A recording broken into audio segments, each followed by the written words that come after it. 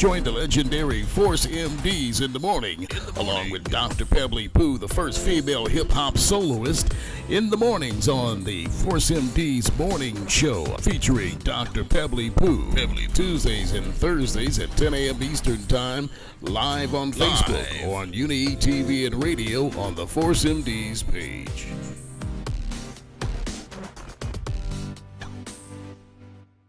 Come on, we know you're a black belt in Kung Fu, Dane. Yo, tell Dane to stop, man.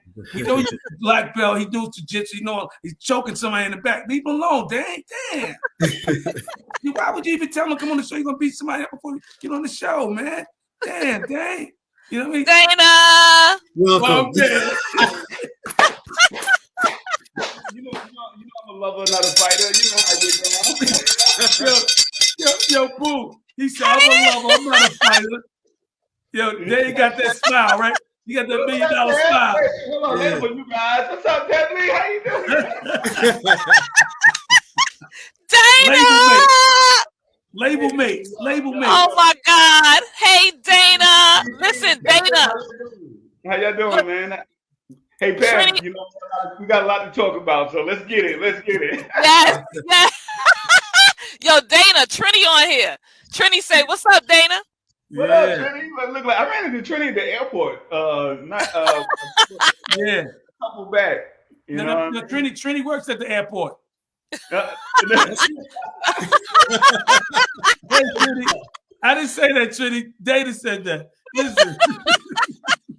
Hey, oh Dane, my God. Yo, man, welcome to the show, man. Welcome to the show, my man. Yes. Dane, man. You know, that's listen, good people. How y'all feeling this morning? Let me say something, Dane, man. You know, the years that I've known you, you know, you always been somebody that's really passionate about your art, you know, really forward thinking, aggressive, and always, you know, looking into the future, always moving around. He gets around like Tupac before he got shot. You know what I mean? That's why he's all over, dude. I said, everywhere I go, you're going to run into Dane, man. Dane is not playing. He got his hands and everything. So if you see his hand, he got macaroni and cheese on his hand. If he got soup on his hand. The man is all over the place, man. But Dane, man, our people are glad to see you, man. We had a lot of people on the show, man. We're so thankful to have you on the show, man, because like I said, you definitely have an example. You got, you know, the energy, and you got the intellect, and you got the, you know, the where. Forgive me, Dan. I graduated. I left. I snuffed my high school teacher, so they kicked me out for a while. I had to come back. Yo, I'm keeping it real, Dan. I had to come back. So forgive me if my sentences break up and shit. That's the years I was out of school and shit. You know, but I'm still solid too. We must have been together hanging out in the lunchroom, man. We must have been together hanging out in the lunchroom. No, but go ahead, Pep. Yo, Dana, oh my God. I was telling Kyle and Stevie, I was like, yo, me and Dana used to laugh at everything and everybody. Hey, listen. You know, when I first got into hip hop, man, you know, I ain't know my way around Jack. You know what I mean? But I went uptown one time, and then to the Bronx, and I met Pebbly Pooh. And before I knew it, I used to be sleeping at her house. You know, I used to be spending the night. You know what I mean? Her boy was like, "What the hell is he doing here again?" Yo, me and Dana is tight, yo. Oh my God, we was on the same record label profile. Yep. Oh my God, what an adventure! Yes. Me, I think it was and Pretty Ricky. We used to be hanging out all the time back in the day. Yes. Oh my God. And the Showboys. And the Showboys, yep. And Cheese. Yeah, and Cheese. Yep. Yeah. My God. Dana, you from Brooklyn, right? Brooklyn's in the house without a doubt. Now, Dane, how did you connect back in the days with Slick Rick being the Kango Crew and he's from the Bronx? How did that all happen? Oh well, the meeting place was Music and Art High School. Both of us, Rick, we went to Music and Art for art. We both were artists, so you know, you had the Music and Art High School, 135th Street in St. Nicholas. Well, that's what it used to be on top of the hill. We had to audition actually. I think we sat. I ain't know him, man, but we had to sit around and draw some fruit or some shit to see if we could get into that. And I was like, God damn, we ain't got no fruit. So I think I drew a banana, orange, or something. I think it was some banana, orange, some other stuff, and I shaded it real cool. And I went back home, and I was from the hood, from the projects, man. So I was like, and I went to the school to audition, man. It was like, it was a culture shock for me, because when I walked into the school, coming from the projects, you see black or you see Spanish. That's it. You know what I mean? Or you go to the Chinese restaurant and you see the Asian people. But when I went to school, man, it was white, Jewish, Middle Eastern, Spanish, black. It was a little bit of everybody. And Music and Art High School in Harlem. And it really was a great experience once I got in there. And the first year I got in there, I was just doing my thing. Hip hop was still young. It was 1979, actually. You know what I mean? And I think the Sugar Hill Gang had just released their song that September when I went to school. You know what I mean? So that was a big thing. And everybody was trying to learn the words to that song. And, everybody was, acting like they was rapping. You come inside, you do the bump, you grab, you do the rock. But I ain't had no lyrics. I just had, was copying off everybody. Then a year later, when I came back, well, not even a year later, like when the turn of the year, 1980. So Christmas was like 3 months later. The turn of the year, I'm sitting in a class. We got a substitute teacher that day, and I think it was one of our history classes. I can't remember what it was, but me and Rick shared a couple of classes together, art class and other classes. Wow. Our substitute teacher wasn't there. I mean, our teacher wasn't there. The substitute was there, and Rick is in the back, and he's banging on the table with some of the cats that he knew. I didn't know him yet, So, me being from Brooklyn, I gravitate to the back. That's where I sit. I sit in the back. Right. So they over there banging on the table, and I'm listening to them, and I tell Rick this all the time, and he never remembers. He like, I don't even know the rhyme, Dane. What the hell are you talking about? He's like, but he was kicking his rhyme about playing cards, like Kenny Rogers. You got to know when to hold and know when to fold them. And he kicking his rhyme and telling a story. I'm like, wow, that's dope. You know what I mean? So we connected. I'm talking to him, and we become friends because. What connected us was fashion, at the time. I was from Brooklyn, so I had on 69ers or something like that, something cool, because I was just always fresh from Delancey Street. Before I was going Delancey Street, and I was like 9, you know what I mean? When I was, I'm gonna go back to the other story, but when I was young and I went to Delancey Street, I was about 8 or 9 years old. And my mom's had about $40, $50 to take us school shopping. It was just me and my mom that time. And I'm walking on J Street in Borough. I still remember it like today. They had the wooden turnstiles back in the day. If y'all still remember. Yes. You had to use the little token. You had to use the token. So y'all know what's going on. So we going through the thing with the turnstile, and I'm young enough to go under, of course. You know what I mean? Because I don't have to pay. I'm probably younger than 9. I'm probably about 6 or 7. And as I go under, I look down and some money on the floor. So I scoop it up and I show it to my mom. I say, Mom, look, she said. She grabbed mine and go, boy! And she stopped on the Delancey Street, and she opened up, it was like $160. What? Let me tell you, my Delancey Street shopping that time. You could buy 2 pair of pants for about $7. Yeah. I came up. But anyway, so going back to the school, and so we sitting in the lunch. So me and Rick started hanging out, and we had, our connection was fashion, and he was up from so I found out he's from Bronx. I'm from Brooklyn, and he just thought I was cool because I was from Brooklyn. I had this little swag about myself being from Brooklyn because, when you go up in the projects in Brooklyn, man, and for some reason you think that nobody can beat you. What's this? Anyway,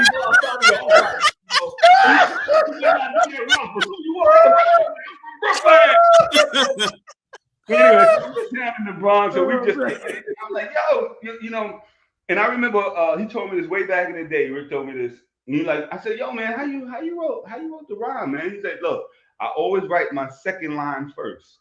I'm like, what do you mean? He said, you know, the punchline. I write the punchline first. I said, oh, that's dope. I never did that shit, but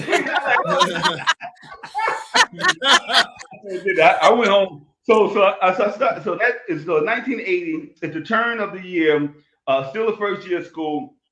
So I go home and say, this cat is telling story rhymes, and now Sugar Hill, you know, Wonder Mike is telling the story about chicken. You know what I mean? And you know, the chicken tastes like wood, and that little story part about when he went to his friend's house and ate some chicken, so that resonated in my mind. You know what I mean? So from what Rick said to what he was doing, I was like, man, that shit is kind of cool, you know. And then right after that, Jimmy Spicer came with his joint, you know, Super Ride, you know. Yeah. So this is another story. So now now I start going home and I start writing rhymes, you know, and I only got like 1 or 2 lines, you know, because I was still getting my group. So I came back one day and I was like, yo, Rick, check it out. I had a blind date with this girl named Anita. The people of the place I supposed to meet her. I saw that body was a vicious butt. I know she was a marvelous mutt. I was like, that's it. That's it. That's all I got right now, man. He said, that's it. You got a dope voice, Dan. Keep going. So I said, yeah. So I went home, started. So every day I come with like 2 or 4 more bars and shit. And before I know it, I had a whole rhyme. And then as time went on, we met Lance Brown, Kulowski, Omega the Heartbreaker, not in that order, but we met them, and what we had in common was that we like chasing girls. So that's how we became a crew. Then look, I'm about to give y'all a scoop on how we became the Kango Crew now. All right? Mm-hmm. This is how we officially became the Kango Crew. Before we were the Kango Crew, we were the Kango Crew. So what we did was I need to get there with your production people. I need to.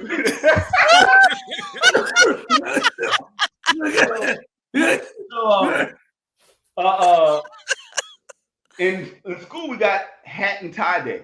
So this is the second year around now. It's 1981. So we got this thing called it's still 80, but it's the new school year. But it's called hat and tie day.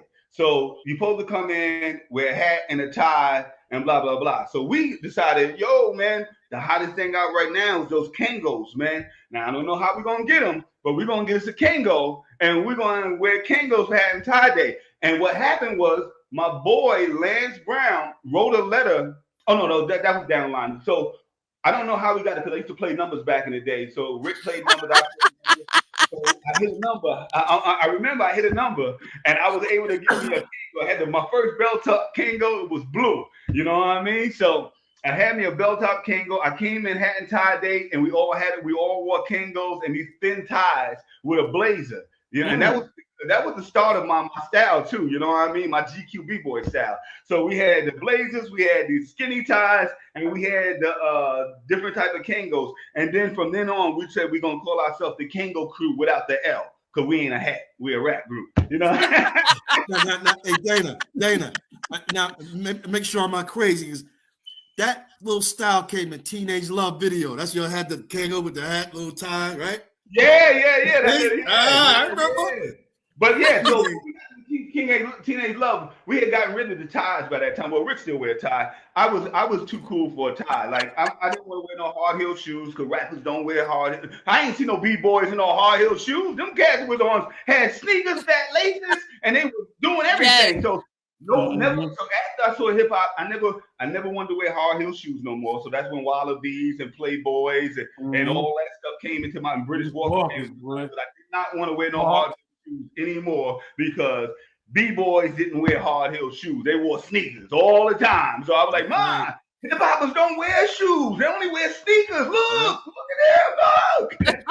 Look. So if y'all didn't know, everybody on the chat line, if y'all didn't know, Dane and Slick Rick, they all started together as a crew at first, and they all went to their individual careers. Now, Dana, who produced Nightmares of the Night, man? Who's the producer of that song? Well, I should take credit for it, because I actually put it together and arranged it, but I didn't know it at the time. So, but who technically produced it was Sam Jacobs Jr. He went to high school with me actually too. His name he would later be known as MC Holiday, who also made a song called Gucci Man.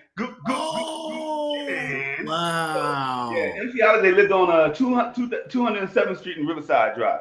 All right. Let me tell you something. Hey, I gotta say this, Dana. When Nightmares came out, first it took me maybe a couple of times to hear it to realize that that's the Monsters theme song from the Monsters. Yeah. The Monsters. Yeah. So look, if you listen to it though, and you listen to the Monsters and that song and my song together, it's not the Monsters though. But it does sound like the Monsters though. Oh, so what is it? It's the Monsters, but it's not. You know what I mean? But it's like it's like like you know how I told him when we was in the studio. I was like, it is Monsters. No, it's not. It's not the Monsters. I need to get down to your production, guys. That was Herman's cousin. Actually, you know, I knew what I wanted because I used to listen to the Monsters, and where the idea came from because you know Rick had came out with because I didn't want to do a song at first. I wasn't even thinking about it because they did Lottie Dottie, and it was blown up as the tape. And I used to go see Doug and Rick perform and hang out with them. And MC Holiday, Sam Jacobs called me, yo, Dane, Rick got a song, man. You should do one, man, because he knew I was dope too. I was in the crew, you know. And he was like, and I was like, nah, man, I'm just doing this, man. I'm going to school. My mom want me to be an accountant, so I'm gonna go be an accountant. And I ain't really nothing with that, you know. So then when the show came out, with Dougie Fresh and them that next year, 85, I was like, uh-oh. Now that's super dope. I think, and my boy Sam Jacobs called me again. He said, "Yo, Dane, man, you hear that?" I said, "Yeah, I'm ready now. Let's do it." So I got on the A train on J Street in Borough Hall, and I took it to the last stop on the A train and met my man on at his house on 207 Riverside, and he had a DMX drum machine, one of the first cats that had one. And we going through the drum machine. It's like 99 tracks on the DMX drum machine. I think the DMX had, you can get less programs on it, but the DMX had 99. So I went from one and started at one, and I just started listening to beats. He said beats on all of them, and I started listening, and I just went. I went up to 99, and there was the Nightmares beat. That was the last beat. That's dope. Yeah. That's so dope. now I had the beat. I knew what I wanted. I said, yo.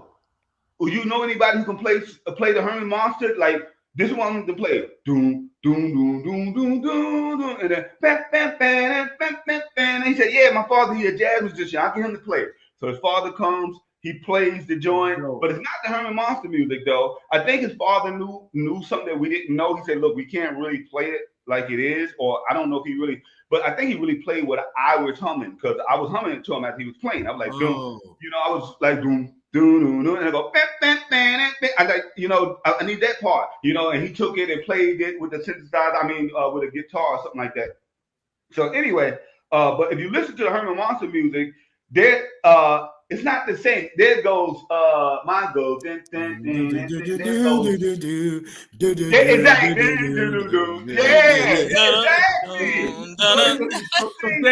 People think it is for some reason. Dane, it's kind of like, you know how Dr. Dre replay samples and stuff like that, but he does it in his own way. So yeah, you couldn't. It was replayed, so it couldn't be. Nobody could really say nothing to you because you didn't actually sample the record. It's not even a sample. It's not a. It's not. It's just. It's just a resemblance of Herman Monster music, but it's not actually a Herman Monster music. You know what I mean? Yeah. So I didn't have to. Guess what? And so when I did that song, I didn't want any samples because Houdini is my favorite group of all time. And all their songs had no samples. So I said, I'm going to be Houdini. I'm going to be Houdini. Shout out. Look, so Rick and them, you know, even though, I started with the Kango crew, I didn't, that wasn't even my inspiration really to rap. Really, when I was working at McDonald's after school, listening to Houdini though, every day, unloading this big ass 18-wheeler with burgers and shit. Every day, you know, they on 98.7 Kiss or WBLS, you can switch kind of and catch. The Freaks come out at night, and then you turn it on at 5 minutes of funk. You know what I mean? And I used to listen to Unpack the Joint, And I was just listening to them every day. And then I started seeing their videos and how cool they were and how they dressed. I was like, oh yeah, I'm gonna have to be Houdini. I gotta figure out how I can be Houdini without being Houdini. So, so when it came to me making my first song, that's where Nightmares came from, though. So I was listening to the album, had the album, and you know all the songs in that album. I said, and the funniest one was, which really had no rhymes, was Haunted House of Rock. When he was talking about, yo, which way you gonna run? I don't know. Why? Because I don't want to run over you. You know, like that shit was the funniest shit ever. You know what I mean? So I was like, I want to make a Haunted House of Rock, but I want to do it with my style and tell a story. So that's where I said, what's like Haunted House of Rock? And I was like, oh, Nightmares. So, you know, I've always been dope at singing, making up hooks. So I was like, and then when I said, oh, Nightmares, I just had Nightmares, but I already had the first rhyme, Anita the Beast. Because remember, I told you, I wrote that my first year. I started writing it. Mm-hmm. So by the time 1985, I had a blind date with this girl named Anita, and then wrote another verse, connecting them together with the Nightmares hook and the whole thing. And that's how the actual song came together. And when I knew I was dope with hooks, was when I was in high school. In 19, and this, so first my rap name was Kid Vicious, y'all too. My name was Kid Vicious. I'm glad that, but and I want to give a shout out to my boy. He was my basketball partner, and we played on the team together. But in 1981, we was going to skip class. And go out and play basketball, you know what I mean? Because we never used to go to class. I'm like you. I told you, Kai. I'm never in class, my friend. You're always running from class. Yeah. So he's coming down the hallway, and he got the basketball in his hand. And you know, hip hop at the time, names were still being developed. So the biggest name at that time, when it come, or the biggest type of name that was being put together was from the legendary Melly Mel, you know, Louis Lou, Kevy Kev, you know, Billy Bill. And then my boy was coming down the hall and we was going to go skip it. He threw the ball at me, yo, Dane! And that's how I got my name. Wow. And then from there on, that's dope. So now I'm rapping. I like that. Yeah, so now I'm rapping. I'm calling myself Dane, and one day I said, you know, man, and I look at a lot of cartoons, you know, every good superhero needs a theme song. You know what I mean? So I set my mind, I started creating my, I created my autograph that year that I used to the day. That year, I created my autograph that year because I said I'm gonna be signing this for chicks in the school, and every good rapper needs a theme song. And so I said, and I told you I've always dope making hooks. I don't know all the hooks on my 95% of any hook that you heard on any song on any of my records, I created. All right, let's get that straight. That's dope. All right. So one day I'm like, what's my theme song? I said, Dane. I was like, Dane. I used to come down in the hallway, right? I used to come down the hallway and I used to slide down her.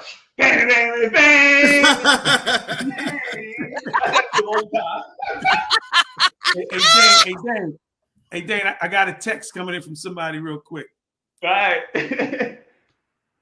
They said, they remember Dane when he was small outside of his building rapping. And they said they got a picture of you rapping outside of your building. I mean, so look, I used to be rapping all the time, man. I used to rap everywhere. Oh, that guy. Okay, I knew it. He took pictures of everybody. That boy takes pictures of everybody, man. You're like, I'm Dane. I'm little Dane. Hey, what was you more excited on? To hear your record on the radio for the first time, or see your video on Video Music Box? Oh my God! That's a good one. It's hands down, hearing my song on the radio. Hands down. And where was you at when it happened, Dane? So I was with my man Slick Baby Dave, still my best friend to the day, you know. So was you crying? You heard it? Yeah, I was with him. I was with him though. So we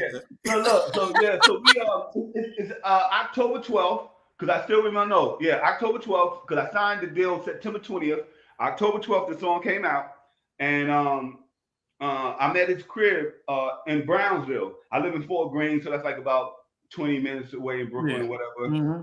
We probably walked there because we had no money. But so with that said, we had his crib at his sister's house, and we drinking Black Dungeons. What are the Black Dungeons? Somebody asked. Well, let me tell. So Black Dungeons is Old English, a quarter of English. You drink like 16 ounces out of 12 ounces, and you pour a Guinness Stout in it. Oh my God! Gasoline. Yes, that's a Black Dungeon. Get you messed up, boy. So we had this crib drinking a Black Dungeon, and it's Friday night, and everybody's listening to Mr. Magic because that's where it's at. You know what I mean? Yeah. Or the Hank Lovin' DNA show or something like that. You know what I mean? So we in this crib, and they playing all the songs and I'm telling you, I got a record deal. One day, hopefully my song will come out or whatever. And just sitting there, and he said, world premiere. And he go, doom, doom, doom, doom, doom, doom. Doom.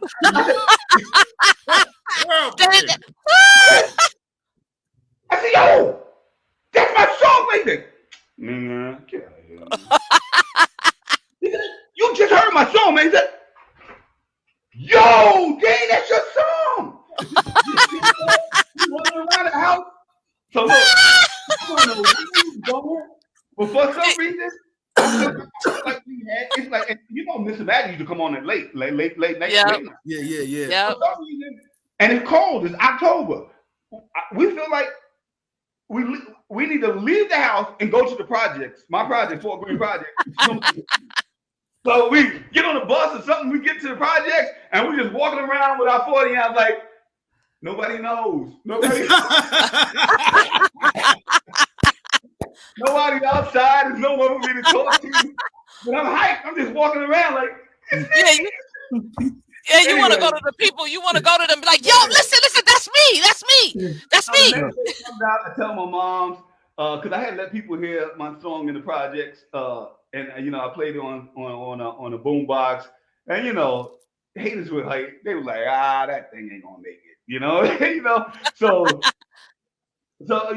I'm in the projects. The song is playing now. It's big. It's starting to blow up. They're playing it every day, all day. And as hyped as I was to get around the projects and tell people that the song was out, the next day I didn't tell nobody. I didn't say nothing. I didn't say nothing about it. Now, Dane, we got to think about this. And look, you tell everybody about the song, but when it rocks on Video Music Box, they see your actual face rapping on that song. Like, how did that feel like after? Yo, I see your video. Yo, how did that feel? You know what, man? I don't know. Maybe the cast in the projects ain't had TVs because still nobody Listen. Everything. Nightmares is blown out the box. I'm about to go to Delancey Street. I'm in the I know every day we play ball or whatever. Dude comes to me and say, yo, Dane, man, could you tell this stupid nigga right here that wasn't your song on what you call it, the night? For a year. We would play ball every day. Yeah. No, I was like, nah, that's my song. Get the fuck out of here. It says Dane, man. You know I rap. Wow, Dane, that's crazy. It was years before cats knew it was still me, man. On the real, you know what I mean? Until they start seeing the limos come up, and Peppy Poo come through, man.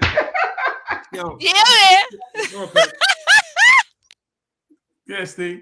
I was gonna say no. So Dane, how did you hook up with Herbie Lovebug? Get with that whole clique, Herbie, Kid Play, and all of them.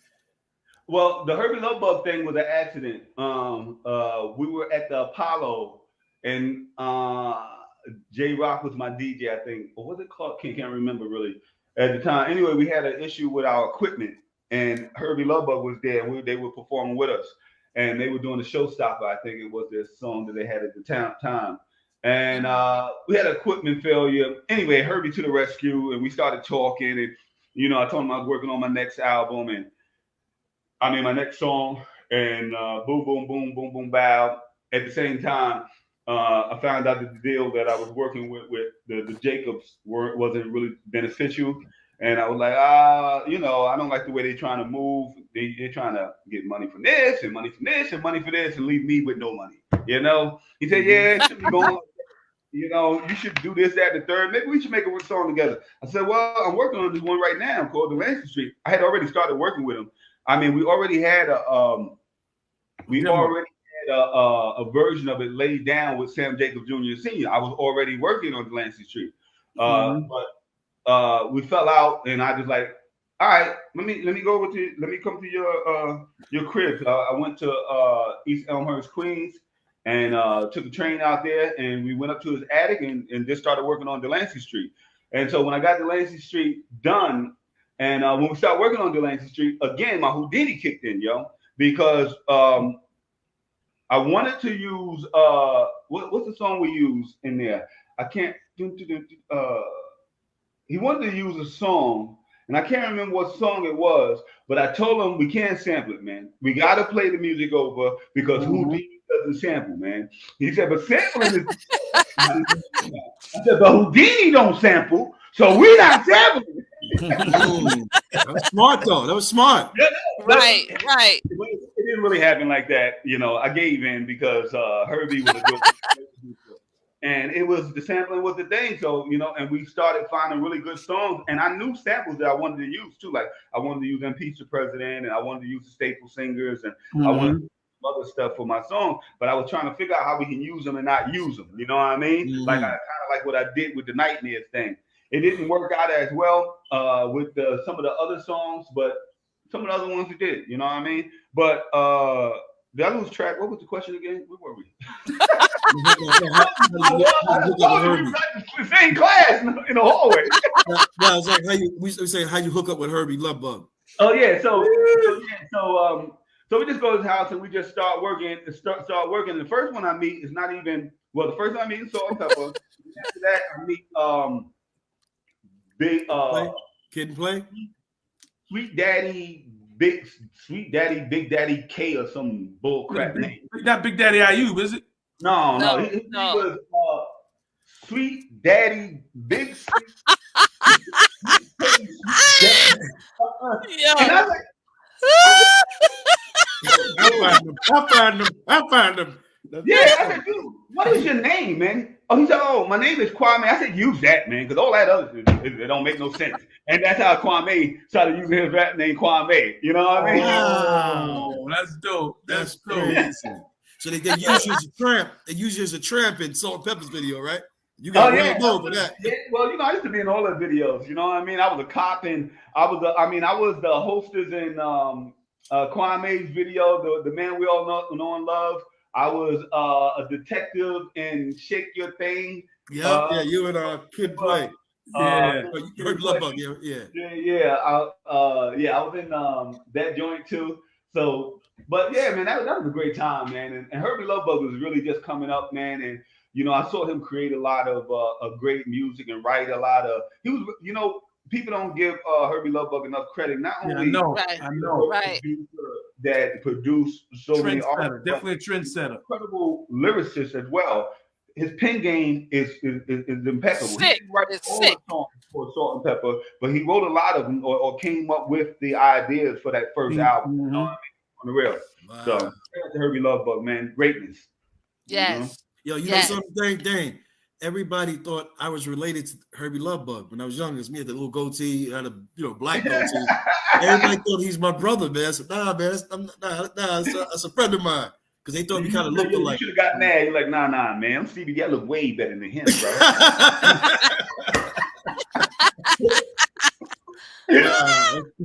Hey, Dane. I know you been dabbling into the little film world as well right now, man.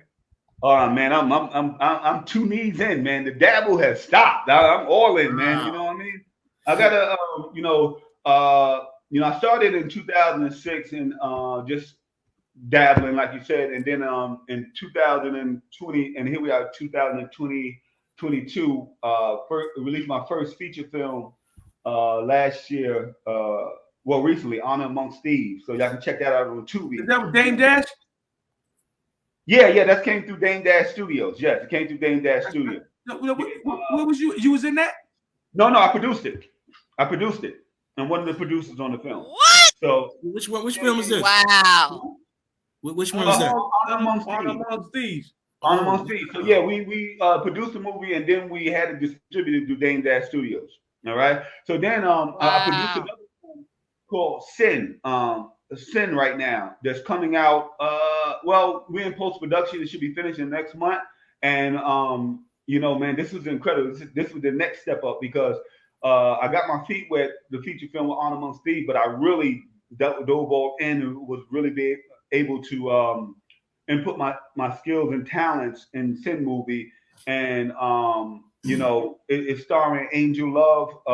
You know, she's acting in some things, but if you check her out, she's big time in modeling TV. I think she was on one of those housewives shows at the time. And then Bella Black, who's a rising entertainer and star. Y'all can check her out, Bella Black too, and she plays Sin. Angel Love plays Sasha.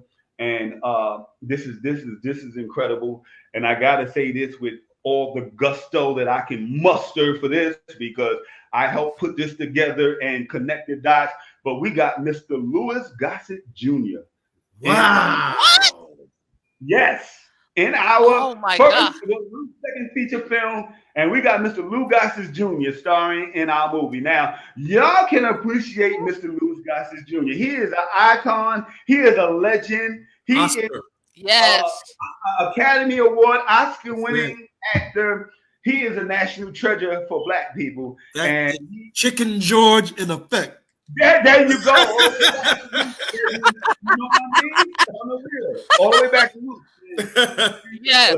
Movie. So we're looking forward to. He stars as a blind painter in our movie. He's a blind painter in our movie, and it's really going to be a really great movie. I can't wait for everybody to see it. The trailer, you know, we're gonna have this trailer ready in the next couple of weeks. And is it coming out on Dame Dash as well? No. We haven't shot the deal yet, but I doubt if it's going to be through Dane Dash though. You know, that was through that. It's totally different productions. That's only why. You know what I mean? Okay. Production company. Yeah. Now, Dana, we know that you constantly tour with the alumni. The alumni. Yeah, Chubb Rock, Special Ed, Moni Love, Kwame. We had Moni on there. We had Moni. We had a ball with Moni. Oh, word. Yes. We had a ball with Moni, man. Oh, we had a ball, man. Yes. We had Love a ball, my Moni. man. Yes, that's a dope that's a dope package that goes out a lot, y'all. The alumni, Yes. y'all watch out for that package. They just throw y'all with hit after hit, and it's Yeah, man. It's like a live rap mixtape, you know. Exactly. Yes. Yes. Who came up with that, Dane? Who came up with that idea? Chubb Rock actually came up with the idea, and Wow. it took us 3 to 4 years, and he came up with the idea in 2007. 2005, 2007, somewhere around there, and it didn't actually come to fruition until 2012. And as a group, we came together as 5 rappers, 1 DJ Tap Money out of Philadelphia, the legendary DJ Tap Money, along with Kwame, Special Ed, Moni Love, Chubb Rock, and myself, the great one. Dane, that's me. Okay, don't tell anybody. But anyway, so we got together in 2012, and we got together in 2012. We tried to put the package out to sell it for people to book us, and they're like, you know, this is not going to work, right, y'all? Nobody together, and they're not going to pay for this. So we started doing shows, 5 of us. We were getting $10,000, all of us, to do the show. Wow. Yeah, they're the best, right? Yeah, well, they ain't paying us that no more, man. We did triple, double, quadruple that. That's right. That's right. it's really a dope show. You got it is. It definitely is. It is. Check out the alumni. The energy is unmatched, and the show is so dope that cast is now starting to do the same thing, like Mount Westmore. You know, they Westmore rap. Yeah, they perform as a group now. They got the whole tour, and I think this was the catalyst for them doing that. But Chuck Rock, one day he called me and said, "Yo, Dane, man," and he'd been talking to Special Ed about it too. And he's like, "Yo, we should get together and form a group and become, you know, and go out, and, you know, as a show." And I was like, "Bet, I'm with it, Chuck, but we got to find people who are going to be willing to take the same number. You know, Cash want this amount of money, and this amount of money, and how are we going to get everybody, you know, to split the money?" He said, he said we got to find the right people. So we were trying to think who it was. He said, I talked to Ed, and Ed said, "Look, I'm down with that boy, man. Come on." So I like, bet. And I said, "Kwame, let's call Kwame, because Kwame is down." And I called Kwame. I said, "What you think, Kwame?" You know, he's like, "Hey, Dan, look, I just been producing anyway. I haven't been performing much. This would be a great fit for me to get back out there and really perform more." I said, "Me too, because I perform, but not really heavy as I used to." You know what I mean? So, and so said, "But we need a female." So we like, "Sweet Tea, Roxanne, you know, Roxanne Shante." He said, "Well, Roxanne got the Juice Crew. Is Sweet Tea even performing right now?" And I was like, "No, you know, we didn't reach out." He said, Kwame said, "Oh, but I was just talking to Moni the other day. I'm gonna reach out." I talked to her. So he called her and said, "Hey, why not? Let's try it." And, and that's how it came together. But it took 4 years. It was like 4 years, 4 to 5 years in the making before it actually came to fruition, and we got it done. You know? Hey, let me say something. You know, we a few years back, Dave, you know, we had myself and Steve. Oh, excuse me, who did that? Oh, Duffy. That's what I'm talking about, baby. That's what we want to see. Yo, that's professionalism right there.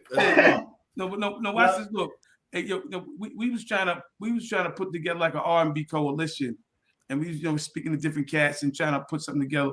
But the thing was, what you said, it was the number, and then it was like, you know how it is. People are gonna take a guaranteed date over, they're gonna take their own date versus doing something that's collective. But because we wasn't just pitching it to promoters. We was gonna try to book our venues and do the shit ourselves as well. Yeah.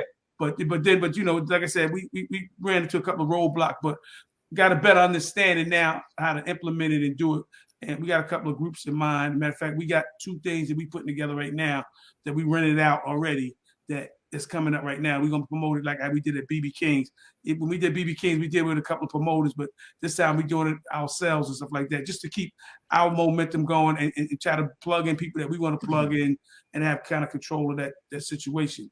Now with that, y'all kind of doing it too, right? Well, with the full force and the that was one of the things. That was one of the things. We was doing the forces, joint forces. That was dope. We had a ball with that. Yeah, we did it a few spots, man. Yep, and then we was doing Force MDs versus the Force MCs. Yeah. But you know, we still shaking and baking and moving, man. But Beverly, since we've been here on this interview, you've been kind of quiet and scared me because look, Dane, look behind her, Dane. Beverly's in a fallout shelter right now. She got behind that wall. She got cans of string beans. I saw that already. I know what's going on. She is in remodeling mode. I know she's about to build out something. Tell him, Dane. Tell him. I already know. Hey, Dane, I've been there, man. I've seen it with my own eyes. Don't believe him, Dane. Don't believe him. Don't believe him, Dane. Water. I see. Look, I even see mayonnaise bottles that's expired. He lying. What you gotta say, Dane? What you gotta say, Dana? Oh my God, I love you so much. You know, we go back so many years, man. I miss you. The last time I seen you, we was in Cali with LL. That's the Rock the Bells, right? Yes, right? Absolutely. How is your wife? How is she? Oh, she's great. She's great. She's upstairs. I know I just woke her up because I talk loud, so she's like, "What the hell is going on?" Oh my God. So you know we've been dealing with all of this COVID and stuff. Wake up. That is good. I know we was dealing with the COVID and everything. How did that affect you guys, or did it? Because I know the people still was traveling and doing stuff. Did you catch COVID? Did you get the shot? What's going on? So yeah, I didn't really mess around with the COVID thing. I played it safe, and so far I've not been a part of the percentage who caught COVID. Right. Me too. But what COVID did was refocus me, you know what I mean, on what's important and things of that sort. I mean, I was already there, a lot of times because I like to live my way a certain way, but it just re-instilled where I'm supposed to go and what I'm supposed to be doing in my life, and basically living the moments I got for the best, because hard times are going to good one. With COVID, it just reminded hard times are going to come, and you're going to have to be able to weather some things, but it's hard in between the hard times, there's those good times, and that's what I'll be focusing on. How can I make the good times the best times? Because hard times are going to come, though. Automatically. And you know what? A lot of people don't even think about that. They don't even be thinking that. They don't know what to do when the hard times do come in, but yes, it did set people back like, oh my God, what am I going to do? Because there is a plan B in your life, but in their brain, it's never going to end. So plan B never took effect.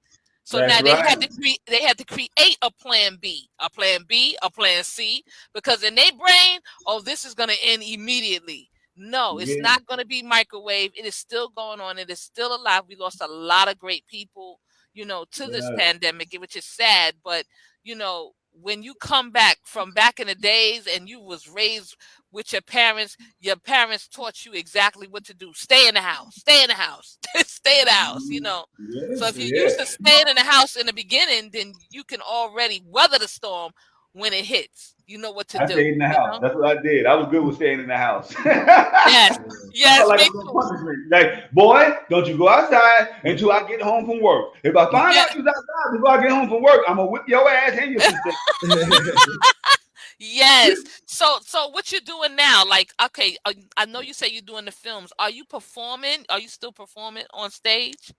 Yeah, so also during COVID, I came up with an invention during COVID. All right. So I created Fanta Cake, Blower Cake trademark products. And so what is that? All right. So the birthday cakes celebration tradition was on its way out, everybody. But what I did, right, is gotta go get my props. All right. So what I did was created a way to keep the birthday celebration tradition going. So instead of blowing out your cake candles, now you have Fanta Cake. That's right. Fanta Cake, everybody, is out your cake candles. So instead of cake candles, all right? Oh my God. And keep the birthday cake celebration tradition going. Fanta Cake, everybody. So oh my God, that's a great idea. I got to frozen. That's a great idea. You know why? Because when people will bring in your food to you, they're talking over your food. Before the pandemic, they talking over your food in a restaurant, right? So if you catch a cold, you thinking you caught a cold automatically somewhere else, but it could have been because of the person actually bringing your food. That's right. You got saliva on your shirt scantily and ate it. Yes. And now you got COVID. At the station, Pebbly's daughter Shamani had the birthday party, and Pebbly blew out the cake. Oh my God! Nervous. Look, did you see people blowing out? Look, people are starting to blow out the cake. No, Dane, because Pebbly was eating some chicken, and she didn't finish eating the chicken, so when she blew out the cake, some of the chicken got. He lying. I know he is kind of. Look, why you doing that? You know what? That's what he do. Dane, see, Dane, I can see you ain't watching our show because look, she be killing me and Steve on there. Look at her innocent like a lamb, like little turtle top. Like I believe it.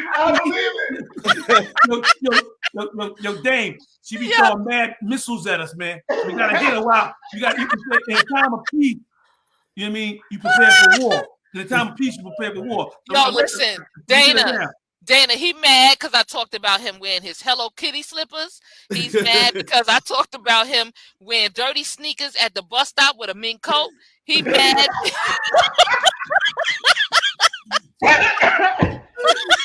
With a mink coat. He mad. Yep. He mad. Hey, Dane, let me ask you this. No, Steve, I see you want to say something. Go ahead, Steve. Now, I got to ask Dane a question about my favorite record that he made. All his recordings, one of my favorite of all favorites, Cinderfella, Dane. Cinderfella. Yes. Who produced that song right there, man? So that's a Herbie Love Bug song right there. And that's the last song we did on the album, but the first song we released. So as the lead for the album. So I did Nightmares of Lang Street, and then Cinderfella was the lead for the release of the album. Oh shoot! Dang, man. May 22nd, 4 days ago. The 35th anniversary of my album, and Cinderfella came out May 22nd. Yeah, 1980. Wow. I'm celebrating my 35th anniversary of that album this year, man. Damn, Yeah, we man. all shit. I gotta say, Dane, that record was storytelling at its best, man. You broke that whole thing down. I like you can visualize that whole joint. When I really got in my vibe of writing stories, right? And I felt like I could write anything, I like, I wrote Nightmares, I done wrote this, I done wrote that, I wrote Love at First Sight, and I wrote all these songs, and I wrote Cinderfella. So I had it in my back pocket, just waiting. I mean, I didn't have it in my back pocket, but I wanted to do something different. And I was walking down Fulton Street, and Fulton Street in Brooklyn, if you ever been there, they used to sell all the stuff up and down books and all like everywhere. Like 105th Street. But as I walked past, they had this book. It was a giant book of Cinderella. And I'm like, dang, man. I was like, Cinderella, man. I was like, how much that book? He's like $3. I said, let me get it. So I took the book home. I said, I could write this. And I said, I got to make it me, though, because this is my. Right. Oh, that's dope. That's dope. I want to get out the fucking hood and become something. So that was my rags to riches story, basically. And I just created the family around it, like, and I was like, as I was putting it together, I'm like, once upon a time, Brooklyn, this was the scene. And I said, in the projects, did they call for it? I said, oh shit, they're gonna love me for this in the projects now. I done shot. But that was like, and so we working on the whole album, not the Lang Street.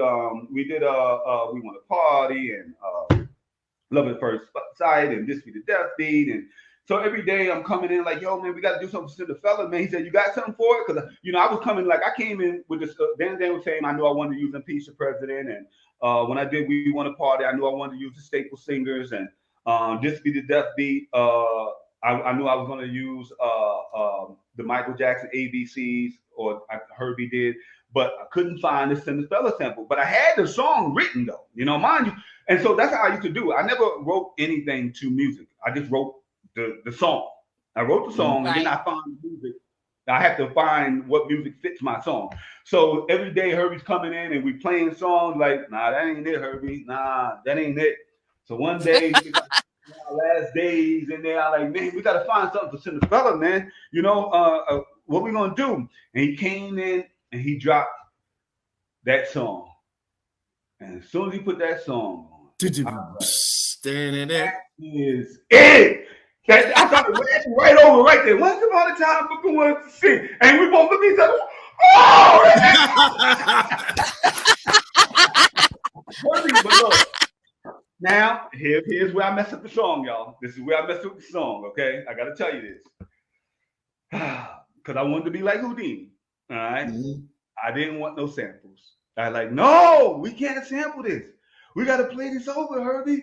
We fighting in the studio almost. No, man, I'm not letting you do it this time, Dana. No. I said, okay. How about if you play the bass line over and we just sample that part, He's like, all right, I'm going to sample that. I'm going to sample the drum roll, and we're going to put it together. I should have just listened to him because you see later on, Ice Cube with no Vaseline and used the whole sample and killed it. I should have did that. But my song is dope too, though. It's dope. It's dope, man. That's still dope. It's still dope. When I heard no Vaseline, I said, "Damn!" I know Herbie looking at me like, "See, Dana, that's exactly what I was trying to tell you." But at the same time, Dana. Yo, I'm still doing my thing. I'm still performing. I actually did Power in the Booty, but I'm still writing and doing things like that. Yeah, I'm killing it. I'm killing it. Look, me and Peb used to be in her crib, and she used to spit non-stop off the top, and just walking through.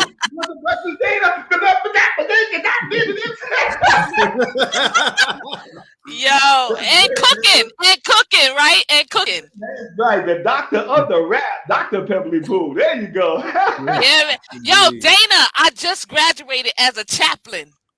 Is that right? Well, congratulations. Look, he said, "Is that right?" Oh, look, thank you, Dana. You had to set us straight a few times, so this is you just came back full circle. Hey, listen. Hey, Dane, we're gonna wrap it up, man. We got to get out of here. We appreciate you, man. Brother. We'd love to be in there longer with you, man, because I had some other stuff I didn't get a chance to ask you, but we'll come back and wrap it up, man. We love what you're doing. Keep doing what you're doing, man. And just remember, man, Pebbly Pooh. Anyway, forget. Yo, Dane, man. Dane, thanks for the kind words about Jesse, man. Because love and blessings to the whole Force MCs, Force MDs family, man. I know it's been a tough road. Y'all are the epitome of resilience in this game. You know what I mean? From what y'all been through and what y'all have given us as a group and as people, man. And I respect y'all so much, man. It's always a blessing to see y'all on the road. It's always a blessing just to be in your area. So thank y'all for being y'all. Thank y'all for having me here, man. Thank y'all for the love. And, Force MDs, Force forever, Dr. Pebbly Pooh forever, man. She's one of our, whether y'all know it or not, and I think y'all all know that Pebbly Pooh and the Force MCs, Force MDs are also a national treasure for us as Black people and us as hip hoppers, man. So much love to y'all, our national treasures. Woo! I love y'all. Thank you. Dane. One last thing. Something happened to Pebbly. I don't know what happened to her. Why you do it like that, man? What happened to Pebbly? No, you caused that shit, Dane. I didn't do that shit. You Pebbly like that? Oh, there you go. You Pebbly like that. Yeah, you see, that's what they be doing. That's what he be doing. No, hey, Pooh, you see how Dana getting down now, right? Look nice and all that. You hit a button over there. Come after you, Kyle. Don't do Pebbly like that. They gonna come for you. Yo, man. Much love, everybody. Peace and blessings, brother. Pooh, I'm gonna holler at you later, Pooh, all right? All right, I love you, Dane. Bye, CT.